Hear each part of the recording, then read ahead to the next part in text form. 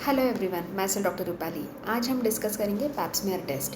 क्या होता है पैप्समियर टेस्ट, क्यों करते हैं, कौन करते हैं, किस लिए करना चाहिए, क्या सिग्निफिकेंस है, इन सारी चीज़ों के बारे में आज हम इस वीडियो में डिस्कस करेंगे। पैप्समियर टेस्ट ये सर्वाइकल कैंसर का स्क्रीनिंग टेस्ट है।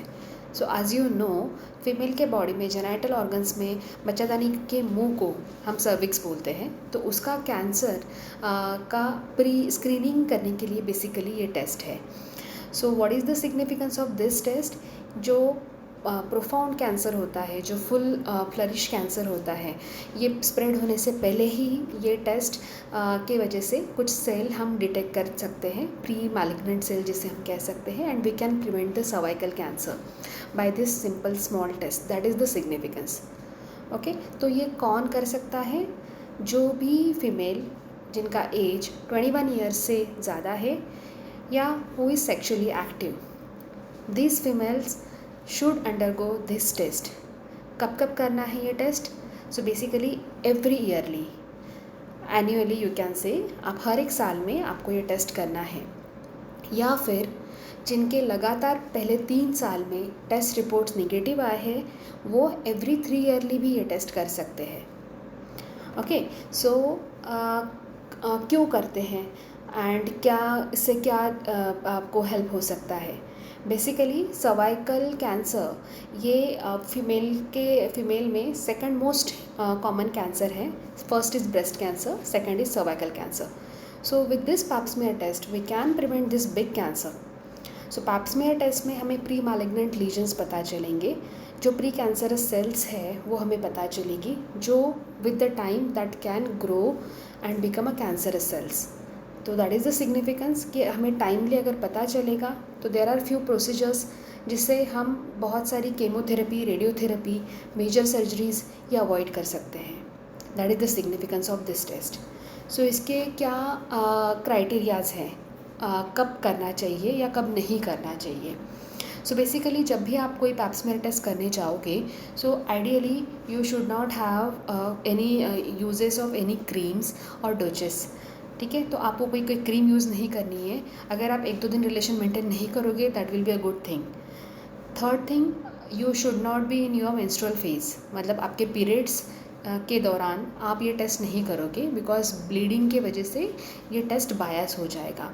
जिस टाइम पे आपके पीरियड्स फ्री है, जब आपको पीरियड्स कंप्लीट हो चुके हैं, उस टाइम पर आप ये टेस्ट कर सकते हो। इसमें कैसे किया जाता है टेस्ट और इसमें एनेस्थीसिया की ज़रूरत है क्या? It is a OPD based procedure. इसमें आपको एनेस्थीसिया की ज़रूरत नहीं पड़ेगी।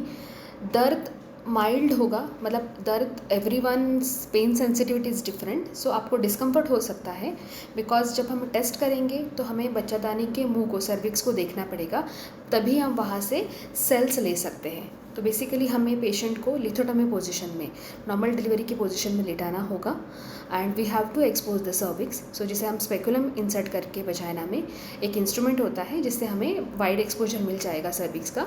हमें सर्विक्स को देखना है एंड हम उसके मुंह से हमें सेल्स लेने हैं। तो हम सेल्स कैसे लेंगे? With the help of this spatula. ठीक है, this is cervical smear spatula.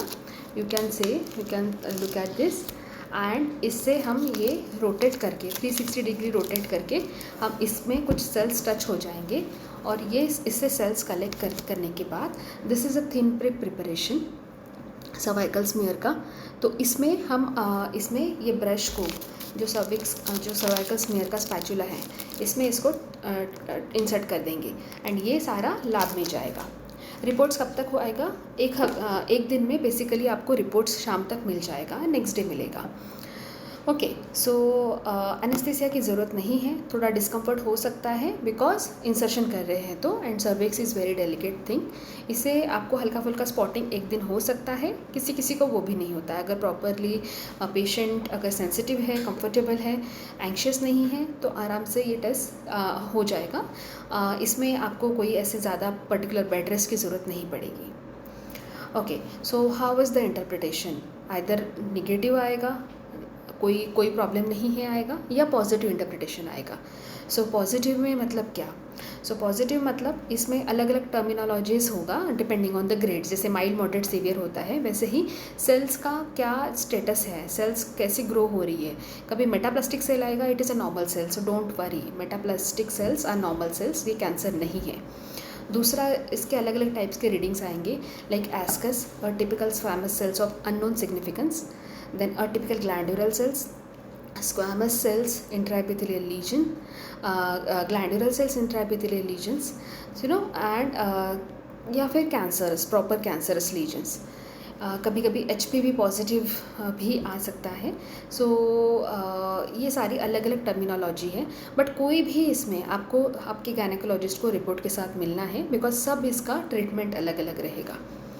Next option क्या होगा, क्या ट्रीटमेंट होगा, तो हम इसका बायोप्सी लेंगे, या एक कोल्पोस्कोपी नाम का एक इंस्ट्रूमेंट होता है, कोल्पोस्कोप एक नाम का एक इंस्ट्रूमेंट होता है, उसके थ्रू हम प्रॉपर सेल को विजुलाइज करेंगे अंडर माइक्रोस्कोपिक विजन, सर्विक्स को विजुलाइज करेंगे, and will take a biopsy from that particular area जो हमें मैलिग्नेंट जैसा लग रहा है। सो बट ऑब्वियसली अगर हम बायोप्सी ले लेंगे तो एक तो वो लैब में जाएगा, उसका फर्दर इवैल्यूएशन होगा, तो हमें पता चलेगा कि कैंसरस अगर लीजन आ रहा है तो कौन से ग्रेड तक वो स्प्रेड हो रहा है, या फिर अगर नॉर्मल है तो हम ऑलरेडी वो इन्फेक्टेड एरिया हम निकाल रहे हैं, तो आपका स्प्रेड जो होगा वो प्रिवेंट हो जाएगा, बट ऑब्वियस। ओके, तो दैट इज़ द सिग्निफिकेंस कि आपको आपके गायनेकोलॉजिस्ट को with after every pap smear examination मिलना ही है, so that they will guide you in a proper way. So ये कब तक करते रहना है? सो बेसिकली आपने सुना होगा बच्चादानी निकालने का ऑपरेशन बहुत सारे फीमेल्स में होता है, तो जिनका पूरा बच्चादानी निकल चुका है, जिसे हम टोटल हिस्टेक्टोमी कहते हैं, ऐसे पेशेंट्स में पैप स्मीयर सर्वाइकल कैंसर का कोई टेस्ट का कोई सिग्निफिकेंट रोल नहीं है, बिकॉज इसमें सर्विक्स ऑलरेडी निकाल चुके हैं। दूसरा होता है जिनका एज 65 प्लस है, ऑलरेडी जिनकी उम्र 65 ईयर्स हो चुकी है, ऐसे फीमेल्स ने ये एग्जामिनेशन नहीं करनी चाहिए, अभी इसमें ये टेस्ट का कोई सिग्निफिकेंट रोल नहीं रहा। ठीक है, पहले के ज़माने में सबटोटल हिस्टेक्टोमी होता था, मतलब बच्चादानी का आधा पोर्शन जिसे हम सर्विक्स बोलते थे वो छोड़ देते थे, तो उस टाइम पे उन पेशेंट्स में हमें ये टेस्ट करना ज़रूरी है। Okay, so this is the importance of this pap smear cervical cancerous cervical screening test. So because ये OPD बेस्ड प्रोसीजर है, डे केयर प्रोसीजर है, मतलब आपको स्पेसिफिक टाइम छुट्टी लेने की ज़रूरत नहीं है, आराम से हो जाएगा, डिस्कम्फर्ट की ज़रूरत नहीं है, बाद में कोई मेडिसिन की ज़रूरत नहीं है, तो I recommend everyone to do this test. Apart from this जो मैंने आपको ग्रेड्स बताए सर्वाइकल कैंसर्स के या फिर प्री मैलिग्नेंट लीजन्स के, और क्या डिटेक्ट हो सकता है इसमें? कुछ अगर इन्फेक्शन है तो वो भी पता चलेगा, तो कौन से sort of infection, either chlamydial infection या फिर HPV infection. So human papilloma virus नाम का इन्फेक्शन होता है, जिसके फुल ब्लोन ग्रोथ से ही बेसिकली कैंसर बाद में स्प्रेड होगा। ऐसे पेशेंट्स में अगर वो प्रॉपर ट्रीटमेंट लेंगे तो उनका ये प्रॉपर ट्रीटमेंट हो जाएगा, and that is the importance of this pap smear cervical cancer screening test. Apart from that एक और बोलते हैं कि हम सर्वाइकल कैंसर वैक्सीन अगर लेंगे तो पैप स्मीयर करने का रोल इम्पोर्टेंस है क्या? सो या बट ऑब्वियस है, अगर आप सर्वाइकल कैंसर्स के जो सर्विवारिक्स और गार्डासिल नाम के जगह वैक्सीन्स ले रहे हो, तो भी अगर आप सेक्शुअली एक्टिव हो तो and after 21 years of the age आपको आपका पैप स्मीयर एनुअली या every 3 yearly depending on the first 3 readings to be normal, तो आपको आपका सर्वाइकल कैंसर स्क्रीनिंग टेस्ट करना ही होगा, बिकॉज ये वायरस कभी भी रीएक्टिवेट हो सकता है। Okay guys, so I hope you understand the significance, the importance of this pap smear cervical cancer screening test, yeah, simple pap test. So please, I'll recommend every woman who is sexually active and who is beyond 21 years of the age should undergo this pap smear examination, and with this health checkups only we can prevent the hazardous complication like cervical cancer. Thank you very much.